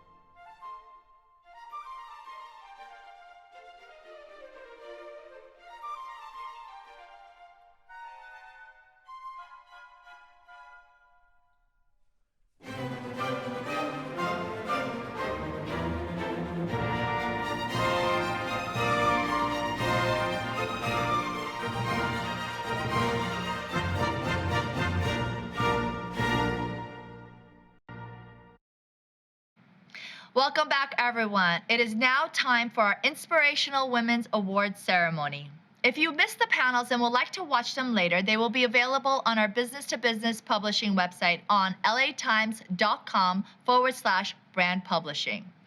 We're going to begin recognizing our Inspirational Women finalists and honorees. We will present 9 awards in the following categories: Rising Star, Women 40 and Under, Entrepreneur and Founder, Small Company with Under 50 Employees, CEO and Executive, Mid-sized Company with 51 to 200 employees, both CEO and Executive, Large Company with 201 or more employees, CEO and Executive, and finally, the Nonprofit Executive. Kicking off our awards ceremony will be Lilith Davitian from Finexa. Lilith Davitian is Finexa's Executive Vice President, CFO, who shapes the all-in-one marketing platform for calls, leads, clicks, and email while overseeing the company's business development, strategic growth, client relationships, operational transformation, and financial health. Davitian is a member of the Forbes Finance Council and Chief, a private network designed for women leaders. Welcome, Lilith. Thank you, Anna. I'm honored to be here today to present awards to such inspiring and phenomenal women. Identifying winners was no easy task for the advisory committee, as you are all immeasurably talented and deserving. For the first time, we had upwards of 10 finalists for each category because we simply couldn't narrow it down more than that. Thank you all for all the hard work you do and for being here today. Let's kick off our award ceremony by recognizing Rising Stars Under 40. The finalists in this category are Monica Baumann, partner at Scally Rasmussen, Parika Bell, Managing Director, Head of Originations and Community Development Finance at Union Bank, Andrea Reynolds, President and CEO at ATR International, Carrie Kaforis, Strategic Marketing Manager and Market Research Manager at UCLA Extension, Simone Collins, Corporate M&A Partner at Sklar Kirsch LLP, Sarah Johnston, Partner, Barnes and Thornburg LLP, Nilofar Karbasi, Attorney at Lathrop GPM, Eliza Langdon Oliver, Associate Attorney at Haddock Employment Law Group, Mari Momarke, a co-founder at MD Numbers Inc., Jessica Nam, VP and Executive Producer, League of Legends, Riot Games, Angela Ponce de Leon, Founder and President at Apex Home Health and Hospice, Brittany Pierce, VP of Operations at XIL Health, Dr. Shanetta Weatherspoon, Executive Director at Pepperdine University, and Eva Yazari, Founder and CEO of Beyond Capital and General Partner of Beyond Capital Ventures at Beyond Capital Group. And the honoree for Rising Star Under 40 is Andrea Reynolds of ATR International. Andrea Reynolds is the CEO of a large Silicon Valley company that has a national footprint. She grew up in the staffing industry at ATR, the company her parents founded in 1988 after immigrating to the United States. They instilled their strong work ethic in Andrea, and they have all collectively worked to grow the business. This drive for success helped Andrea develop a keen business acumen, and she flourished in programs at the University of Washington, Stanford, and Northwestern. Over a period of 11 years, Andrea ascended the ladder at ATR, achieving win after win for the company on her way to becoming the leader that she is today. Congratulations, Andrea.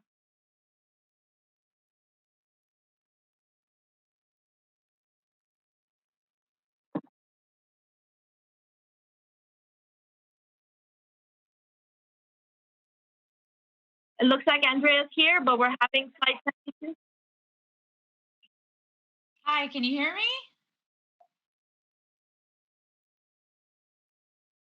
Hi. Hopefully Okay, great. Thank you so much to the LA Times for doing these awards. It's amazing that I'm surrounded and virtually in this room by all these amazing women. And thank you so much for supporting women in business overall. I think this is an exciting time for all of us to be growing our businesses. And I am so honored to have taken over and continuing the legacy that my parents built. This is so exciting. Thank you so much for choosing me and out of all of these amazing women. And hopefully I'll get to meet all of you, if not some of you, one day. But thank you again to the LA Times for this amazing opportunity.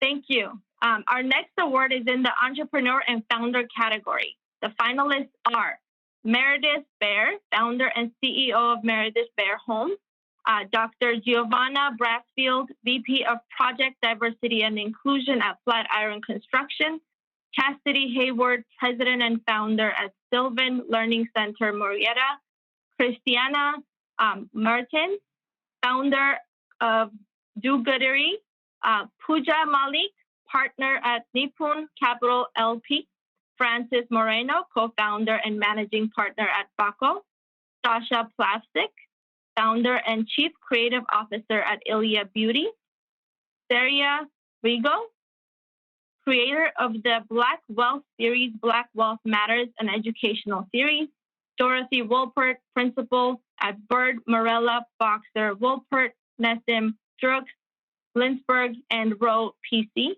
Renee Hill Young, co-chairman of Quigley Simpson.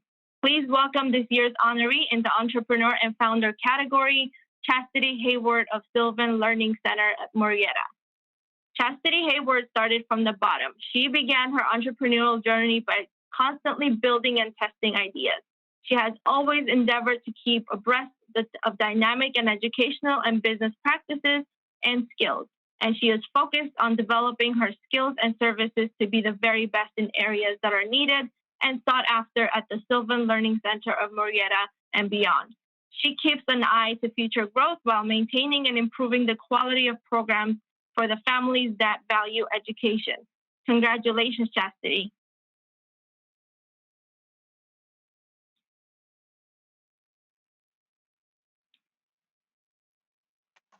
Sorry, technology. Can you hear me now? Okay, perfect. I am just so honored to have won. There was so many amazing women that I saw that were nominated, and this was just amazing for Los Angeles Times to recognize all the growth all the women have done, especially this past year, you know, pre and post pandemic. So it was definitely an honor to be nominated and now to have won. And I look forward to seeing the other finalists and what they do and look more into their businesses so we can all support each other.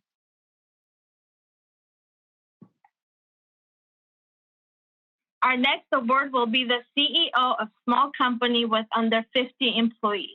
The finalists are Belva Anaquenzi, entertainment business manager and tax professional at Abacus Financial Business Management, Monique Edwards, owner at Keldesco Consulting Group, Jessica Kirshner Flores, AICP owner and managing principal at Impact Sciences, Allison Long, founder and managing partner at Ridge Group Investments, Krista Rami, shareholder and lead trial attorney at Rami Law PC, Angela Reddock Wright, ESQ, founder and managing partner at Reddock Law Group, Amber Ramo, managing director at Northwestern Mutual, Ida Starr, founder and owner at Chip Financial Inc., Mercy Steinwhite, president and CEO at Forensis Group Inc., Kimberly R. Stepp, principal at Stepp Commercial. And the honoree in the CEO small company category is Allison Long of Ridge Group Investments. Allison is managing partner of Ridge Group Investments, RGI, a venture fund that provides seed capital to early stage startups. Prior to RGI, she was vice president of Viscoglioso Brothers, a New York-based venture capital company focused on cutting-edge orthopedic medical device technologies. She brings over 15 years of venture capital experience to each new venture, taking on an active role in her investments, from co-founder to serving on boards. She holds a BS and BA in management science and psychology from UC San Diego and an MBA from UCLA Anderson School of Management. Congratulations, Allison. Hi, thank you so much. And just congratulations to all of the incredible leaders in this room, in this category. Thank you, LA Times, just recognizing all of the inspirational things all of these leaders are doing. I admire each of you. I've read through so many of your bios, and it's just incredible. I also just want to thank my parents. My mom actually nominated me for the award, so thank you, Mom. And my dad, who immigrated from China to California. He grew up in East LA. He pursued and he achieved the American dream. And really, like, their legacy is what I strive to carry on through RGI, Ridge Group Investments. I'm inspired to be part of this accomplished group of women. I look forward to collaborating with each of you. I know that the power of all of us together can really make the world such an incredible place. So thank you very much. The next award is for company executives with under 50 employees. The finalists are Stephanie Blum, Certified Family Law Specialist at Rubin, Rutcher & Blum, Jennifer Lynn Burrow, Partner at Sklar Kirsch LLP, Sue Ann Chen, Partner and Executive Director at Hello Design, Suzanne B. Cohen, Partner at Hahn & Hahn LLP, Brooke Harvey Taylor, Founder and CEO at Pacifica Beauty, Olivia Karpinski, Co-Founder and VP of Sales and Marketing, Vivera Pharmaceuticals, Seema Miller, Co-Founder and President at Wolfgang LA, Colleen O'Brien, Principal at Scully Rasmussen, Candice K. Rogers, Partner at Hahn & Hahn LLP, Leah Sullivan, General Partner at Fuel Capital. And the honoree in the Executive Small Company category is Olivia Karpinski of Vivera Pharmaceuticals. Olivia Karpinski is the Vice President of Sales and Marketing for Vivera Pharmaceuticals. Passionate about public health, Olivia has been in the healthcare industry for over 10 years. Her multifaceted expertise in product knowledge and business development helps her lead the sales team for Vivera while always seeking new synergistic opportunities for the company. Karpinski was formerly a senior business analyst in the Medical Special Investigations Unit at Fortune 100 company Liberty Mutual. Congratulations, Olivia. Thank you. And thank you to the LA Times B2B Publishing for creating this event to bring all of these incredible women together. Everyone is so talented and ambitious, and each woman is really, truly deserving of this award. As an entrepreneur and co-founder in biopharma biotech, oftentimes when I first started, I felt like the only woman in the room. But I was mentored, encouraged, and supported throughout my career to push through and continue to persevere. And today, we're proud to, have a company that's grown to 3 locations in Southern California. We're vertically integrated. We have patented technology, distribution for our products. And really that has only been made possible by having a culture that supports inclusivity in the workplace. We empower women, and it's really been paramount to both my success and the success of our company. I can't wait to see what the future holds for myself, my company Vivera, and the incredible women that we're honoring and celebrating this afternoon. Thank you again for this incredible honor. Thank you. Now I'm going to hand off the next portion of the ceremony over to Kedra Ishap. Dr. Kedra Ishap is USC's Vice President for Enrollment Management and also serves as an adjunct associate professor in the Rossier School of Education. In her administrative capacity, she oversees the admissions, financial aid, and registrar's offices, including orientation and a multi-office collaborative effort regarding the Veterans Resource Center. Kedra? Thank you, Lilith. On behalf of the University of Southern California, it is my pleasure to join the LA Times in honoring today the exceptional and inspirational women leading businesses and teams in California. This is particularly poignant for the USC community because the university's first valedictorian, Minnie Milthmore, blazed her trail to the top of her class in 1884, 4 decades before women gained the right to vote. She is joined by our most recent valedictorian, Tiana Shaw Wakeman, who serves on the Mayor's Youth Council for Climate Action. Very purposefully, USC has sought to enroll and graduate women empowered to change the business world. In 2019, our Viterbi School of Engineering achieved gender parity by enrolling women as 50% of the entering undergraduate class. The Marshall School of Business became the first major US business school to achieve gender parity in the MBA program, and just this year also achieved parity with the new undergraduate first-year class. We have stories of excellence, entrepreneurship, fortitude, and tenacity amongst the women of our student body, faculty, and staff. And together we continue to bring our talents to the challenging worlds of business and education as we strive for inclusive and supportive communities that ensure that accomplishments such as these recognized today are the expected outcomes of a modern and equitable society. Now on to the honorees. The next category highlights CEOs in the mid-size category with 51 to 200 employees. The finalists are Jennifer Barnes, founder and CEO, Optima Office. Lydia Berkowitz, CEO, Ilia Beauty. Judy Lynn Burkle, partner, Hill Ferrer Brill LLP. Christian Deshane, SVP, Kennedy at Wilson Brokerage. Jean Freeman, principal and CEO, Zambezi. Nicole McCacken, CEO, Irvine Technology Corporation. Marty Norman, president and CEO, Dynamic Systems, Inc.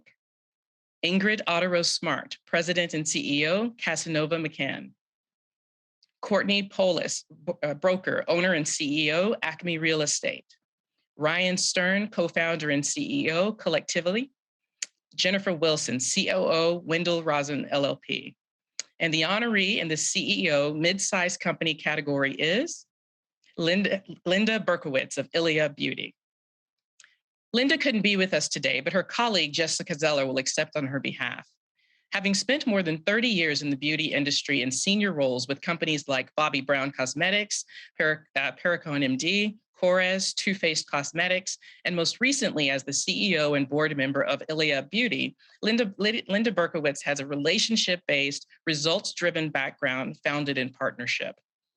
Passionate about founder-built brands for their authenticity and spirit, she recognizes the value of positioning, distribution, the ability to scale, and the need to roll up your sleeves to get all the jobs done. Linda believes that you should do what you love. Congratulations, Linda. Wow, such an amazing honor. I'm Jessica Zeller representing Linda. Thank you, LA Times, and to all the inspirational, amazing leaders on this call. It's truly a joy to hear your stories. And I get the honor of reporting into Linda, and I can tell you she is absolutely an inspiration. I learned from her and aspire to be calm like her someday. So thank you again. Ilia is a clean-centric beauty company, and I hope all of you get the chance to try out the amazing product. Thanks again. We are truly, truly honored on behalf of Linda. Thank you, Jessica. Next up, we have our mid-sized company executives category with 51 to 200 employees. The finalists are Bonnie E. Ezanoski, partner, Greenberg Glusker LLP. Barbara Gadboy, partner, Gibbs, Gidden, Locker, Turner, Sennett, and Widboy LLP. Jillian Hayes, Vice Provost for Graduate Education and Dean of the Graduate Division, University of California, Irvine. Marianne Kaler, Partner and Chief Strategy Officer, GHJ. Joey Lopez, Vice President, Snyder Langston. Laura K. McAvoy, Partner, Music, Peeler and Garrett. Felicia R. Myers, Founding Partner, Meyer, Olson, Lowy, Myers. Nicole Stan, Director, Kozresnik. Fiona Tam, Chief Financial Reporting and Policy Officer, Velocity Financial, Inc. Elia Thompson, Partner and Chair of the Land Use Department, Irvin Cohen and Jessup LLP. Alexa Tanner, Co-Founder and COO, Collectively. Natalia Tronkina, Partner, Kozresnik. Joan B. Velasquez, Partner and Chair of the Real Estate Department, Irvin Cohen and Jessup LLP. Alyssa Weinberger, Senior Marketing Director, Lido Advisors. And the honoree for the mid-sized company executive category is Alexa Tanner of Collectively. Alexa is the co-founder and COO of Collectively, a leading global influencer marketing agency that was the Influencer Marketing Awards Best Large Agency for 2020 and named to Fast Company's 2018 list of most innovative companies in marketing and advertising. She is passionate about helping brands master influencer marketing and has built a strategic, multidisciplinary team to help clients succeed. In addition to her work at Collectively, where she has earned awards as the Glossies, OMAs, WAMIs, Effies, Pearl, and Echo Awards, she was named to the San Francisco Egoist 32 Under 32 and has contributed to media conversations about the state of marketing in publications including the Wall Street Journal, WWD, and Digiday. Congratulations, Alexa. Hi, thank you so much for having me. What an honor, and congratulations to all the women nominated in this category and in others today. Collectively started about 9 years ago. It's been an exciting ride, an amazing challenge every day since then. We've gone from being first movers in the space of influencer marketing to being the largest influencer agency in the country, if not globally. And we've done it all by really empowering a very diverse cast of creators to tell their own stories and forge their own entrepreneurial paths, which is something I'm especially proud of. I'm honored to continue that work and really appreciate the recognition today.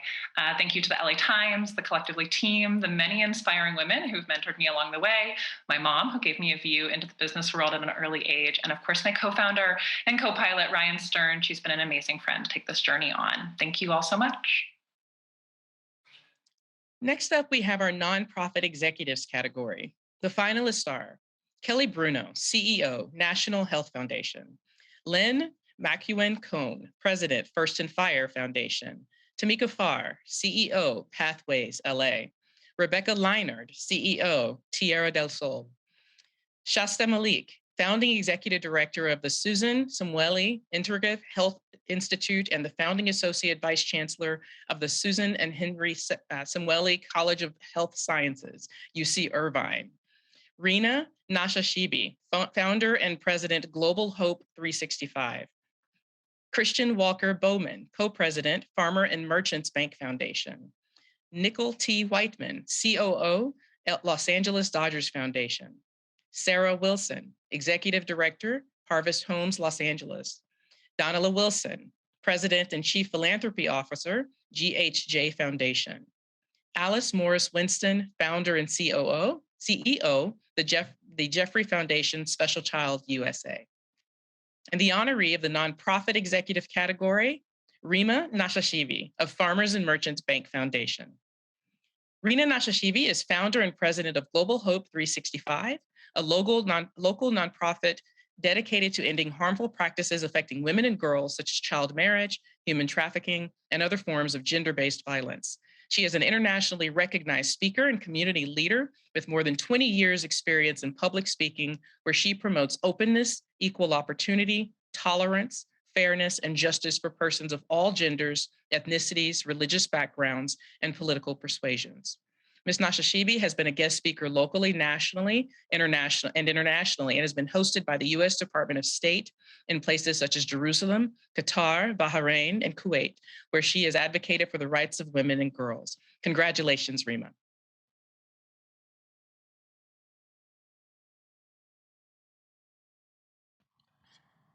Thank you so much for this honor. I would like to thank the person who nominated me. That really means a lot to me. And thank you for the LA Times Business to Business Publishing for shining the light on women in business and nonprofits and creating this forum where we can get together, listen, share ideas, and learn from each other. Congratulations to all the nominees on your achievements. You're an inspiration to all of us. As you heard, Global Hope 365's focus is on ending harmful practices against women and girls like child marriage, human trafficking, and other forms of gender-based violence. Although while most agree that we are the world leader, however, child marriage under the age of 18 is still legal in 44 states here in the US. And in California and 9 other states, not only is it legal, there is no a minimum age to marry in California. All what you need is judicial approval and parental consent. Also, in addition, did you know that funding in the sphere of human trafficking is more geared towards survivor services, which we need, but we need more funding for prevention. And in a 2-year review of all suspected human trafficking incident across the country, 94% of sex trafficking victims were female, 40% were Black, and 42% were Latin, 24 were Latinx. We need to come together to end child marriage and human trafficking. Instead of repealing laws that are on the book, as SB 357 wanted to do, let's get to the root cause of the problem, which is the lack of gender equity, gender equality, and let's create economic opportunities and uplift communities. And let's hold IT companies accountable for sexually exploiting our children. Let's pass the Earn It Act on the federal level and SB 435 on our state level. Thank you so much for this honor. Thank you, Rima. Congratulations all. I'm going to hand it back over to Anna Magzanian for the remainder of today's award ceremony. Anna? Award is for CEO, large company with over 200 employees. Our finalists in this category are Kavita Bhatia, President and Chair, Prime Healthcare Foundation, and Chief Medical Officer of Strategy Prime Healthcare. Teresa Campbell, President and CEO of San Diego County Credit Union. Victoria E. Carbrendel, Group Vice President of Cochlear Implants of Sonova and President of Advanced Bionics. Donna Langley, Chairman, Universal Filmed Entertainment Group. Anne McElhaney Johnson, President, Mount St. Mary's University. Julie Michael, CEO, Team One. Erin Riley, CEO, TBWA Shia Day, Los Angeles. Sarah Robertson, Global President, Rufus. Lori Sewell, President and CEO of Cervicon Systems, Inc. Denise Verrett, CEO and Zoo Director of Los Angeles Zoo.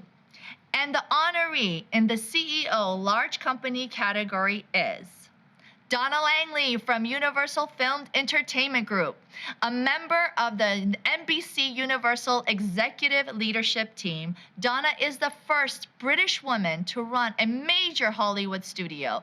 She is recently awarded the Dame Commander of the Most Excellent Order of the British Empire, DBE, title by the Queen in her 2020 New Year's Honor List, recognizing her accomplishments in redefining pop culture and expanding networks and opportunities for nearly 2 decades. Langley has distinguished Universal as the home to a generation of emerging filmmakers, content creators who champion original, inclusive narratives that reflect the global experience. Congratulations, Donna.